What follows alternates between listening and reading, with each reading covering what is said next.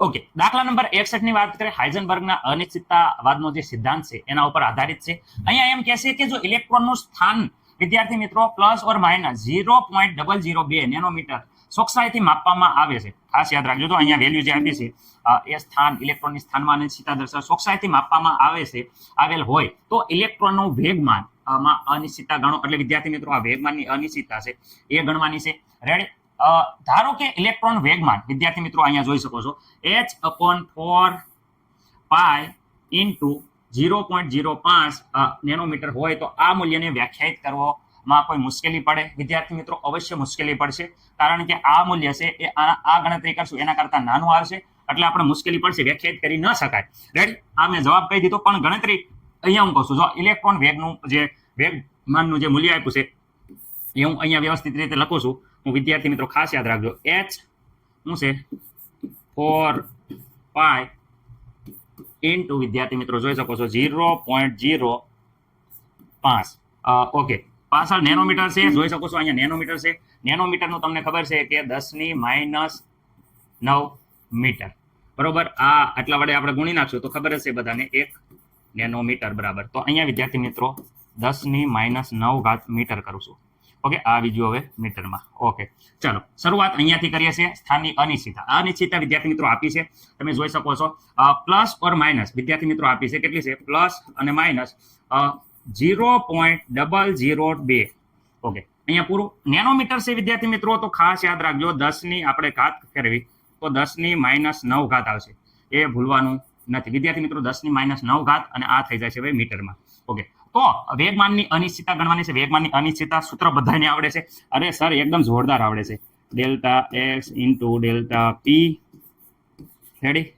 અહીંયા આવશે h/4 પાઈ. Okay sir, અહીંયા આપણે ડેલ્ટા p ગોતવાનું છે. તો વેગમાનમાં અનિશ્ચિતતા, તો બાકીની વસ્તુ આ બાજુ વહી જાય તો h/4 પાઈ ઇન્ટુ ડેલ્ટા x. ચલો અહીંયા નીચે હવે આમાં કિંમત મૂકી દઈએ.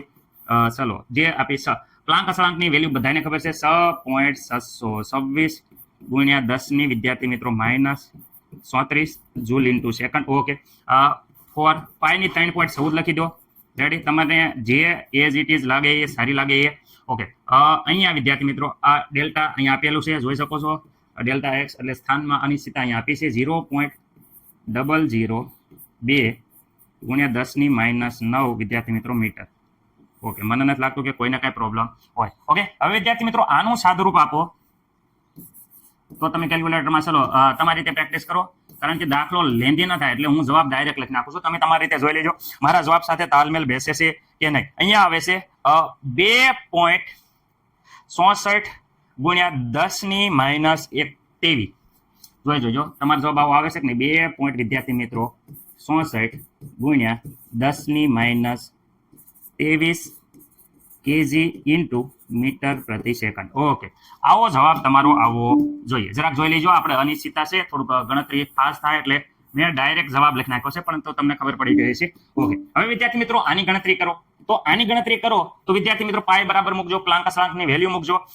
સંપૂર્ણ ગણતરી કરશો તો અહીંયા આવે છે 1.05 વિદ્યાર્થી મિત્રો ખાસ યાદ રાખજો 1.05 ગુણ્યા 10⁻⁻ વિદ્યાર્થી મિત્રો 24. રેડી? ઓકે, અને અહીંયા આવે છે કિલોગ્રામ ઇન્ટુ મીટર પ્રતિ સેકન્ડ. ઓકે, અહીંયા હવે વિદ્યાર્થી મિત્રો તમે જોઈ શકો છો, શું જોઈ શકો છો સર? આપણે શું જોવાનું છે?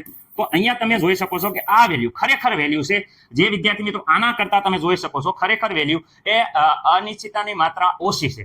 તમે જોઈ શકો છો ખરેખરની માત્રા એ અનિશ્ચિતતા કરતા પણ ઓછી છે. આ ખરેખર માત્રા જે છે એ અનિશ્ચિતતાના માત્રા કરતા પણ ઓછી છે, એટલે કે આ વ્યાખ્યાયિત કરી શકાશે નહીં. એટલે કહી શકાય આપણે કે વ્યાખ્યાયિત કરી શકાય નહીં. વ્યાખ્યાયિત કરી શકાશે નહીં. અહીંયા કહેશે કે આ મૂલ્ય વ્યાખ્યાયિત કરવામાં કોઈ મુશ્કેલી થાય તો વિદ્યાર્થી મિત્રો હું કહી દઉં છું કે વ્યાખ્યાયિત કરી શકાય નહીં. વ્યાખ્યાયિત કરી શકાય નહીં. ઓકે, કેમ? કારણ કે ખરેખર માત્રા છે એ અનિશ્ચિતતા માત્રા કરતા ઓછી છે. રેડી? કારણ કે ખરેખર માત્રા જોઈ શકો છો, આ ખરેખર માત્રા અનિશ્ચિતતા કરતા ઓસીસી રેડી એટલે આ વ્યાખ્યાયિત ન કરી શકાય આ કારણ ખાસ યાદ રાખવાનું છે પહેલા જ કહેવાનું છે કે વ્યાખ્યાયિત કરી શકાય જ નહીં મુશ્કેલીની વાત હું કરો છો વ્યાખ્યાયિત ન કરી શકાય કારણ કે જે ખરેખર માત્રા છે આ ખરેખર માત્રા એ અનિશ્ચિતતાના કરતા ઓછી છે